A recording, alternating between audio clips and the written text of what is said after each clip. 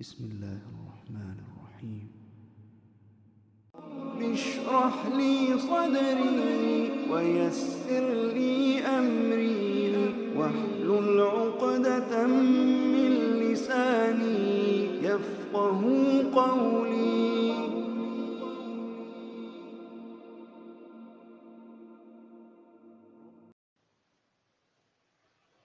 Assalamualaikum warahmatullahi taala wabarakatuh.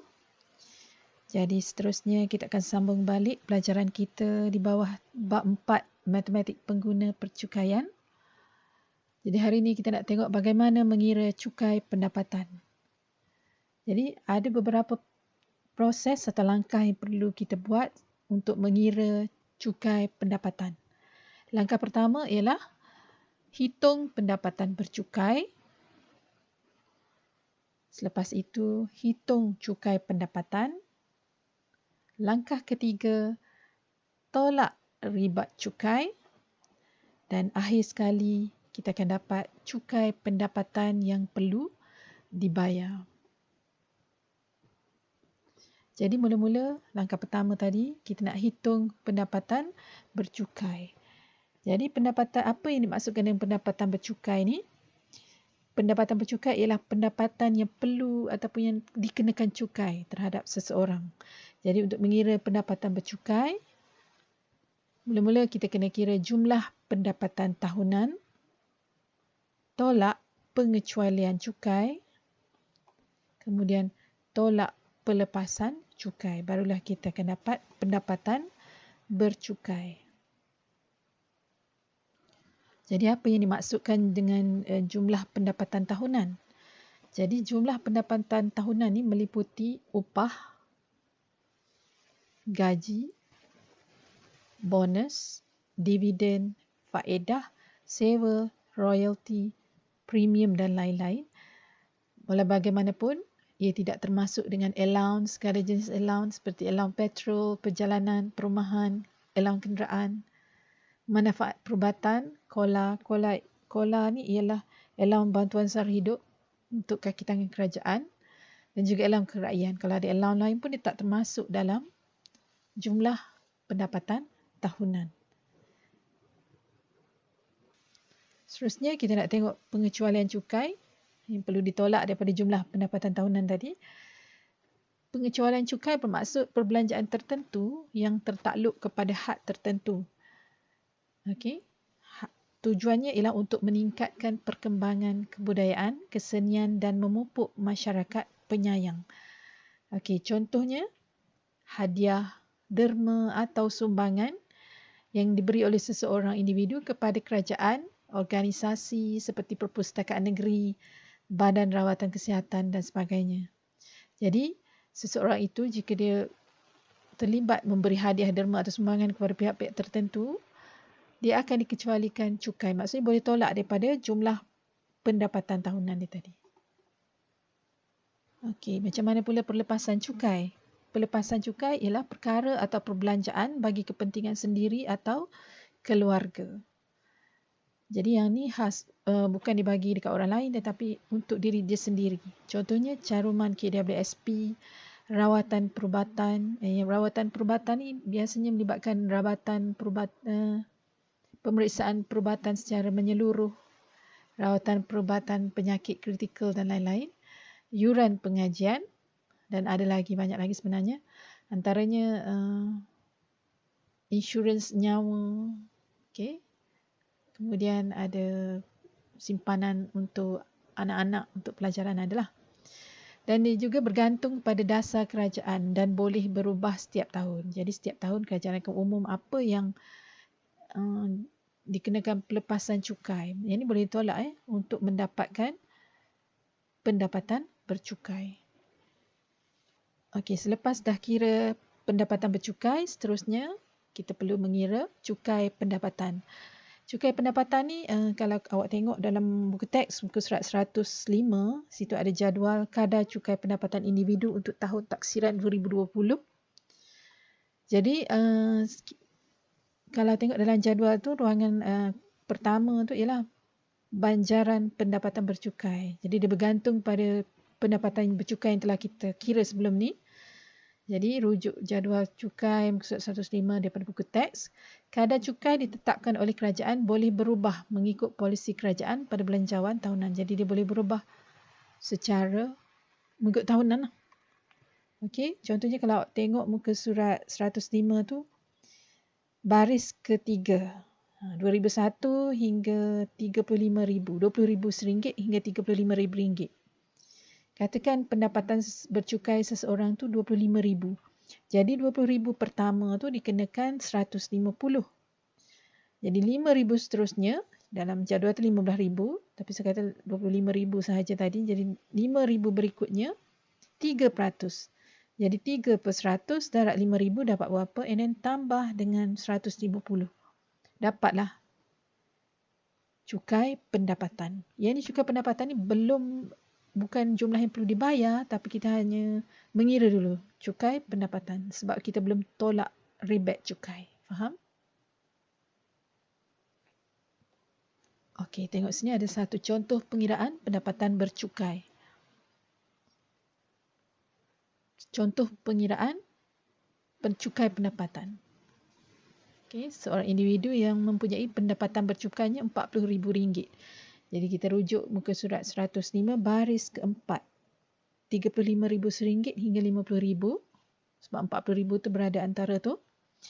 Jadi RM35,000 pertama dikenakan cukai sebanyak RM600. RM5,000 seterusnya. Cuma dapat RM5,000. RM40,000 tolak RM35,000 dapat RM5,000. RM5,000 seterusnya dikenakan cukai sebanyak 8%. 8/100 darab RM5,000 jumlahnya RM400. Jadi jumlah cukai pendapatan RM600 tambah RM400 jumlahnya RM1,000. Okey, selepas kita dah kira pendapatan bercukai dan cukai pendapatan, seterusnya kita tengok langkah ketiga iaitu rebat cukai. Apa yang dimaksudkan dengan rebat cukai?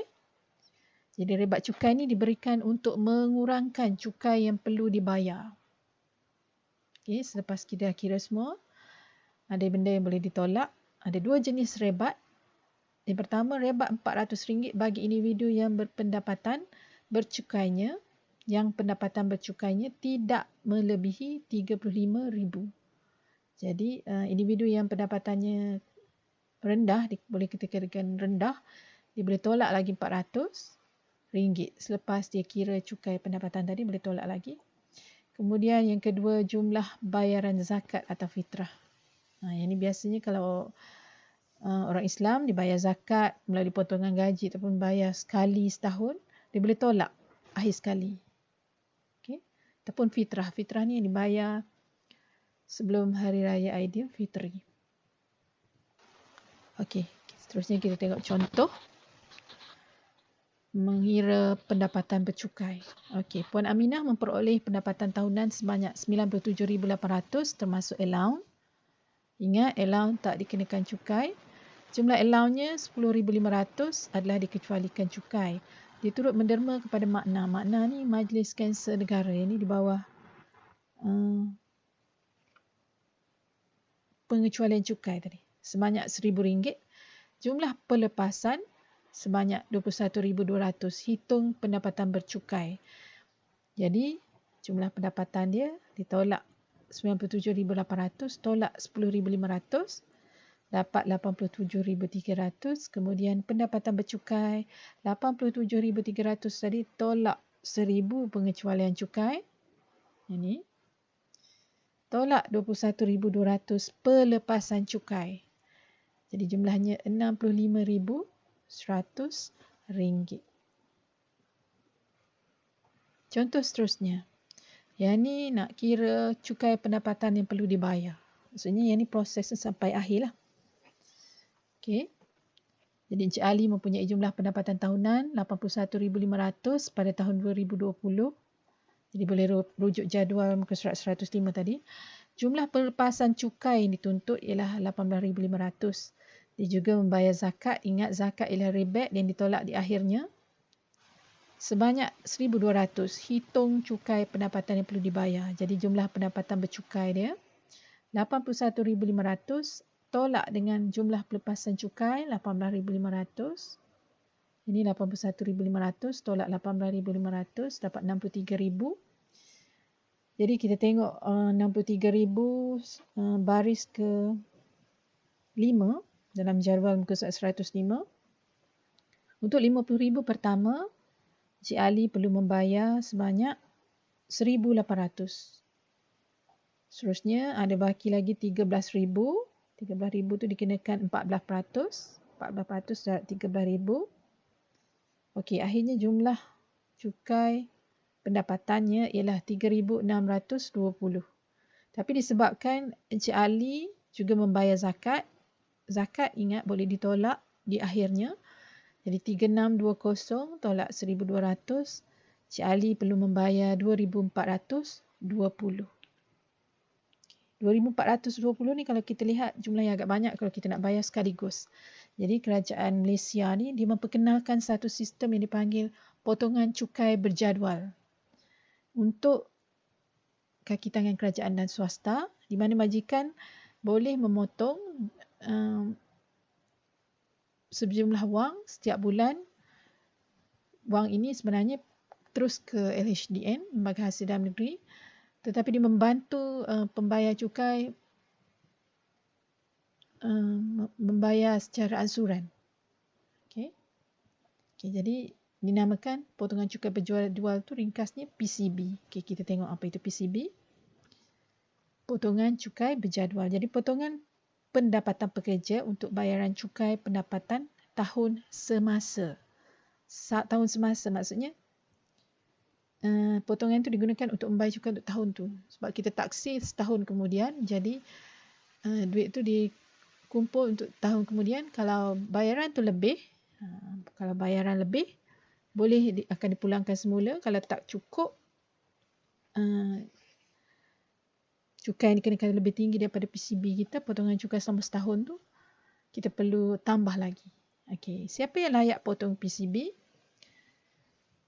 Bagi golongan bujang, mereka yang layak potong PCB ialah yang berpendapatan tidak kurang dari RM2,851 sebulan.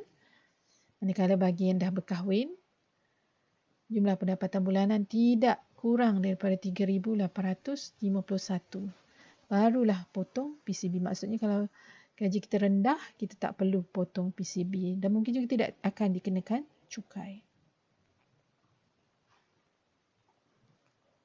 Okey, akhir sekali kita nak tengok ada satu lagi yang berkaitan dengan cukai pendapatan ialah taksiran cukai bersama dan berasingan. Okey. Taksiran kedua-dua ni khas untuk pasangan yang telah berkahwin. Okey, bersama maksudnya suami dan isteri, pendapatan mereka digabungkan kedua-duanya dan dibuat dalam satu taksiran. Sementara kalau ada yang memilih untuk membuat taksiran berasingan, suami dan isteri membuat taksiran secara berasingan.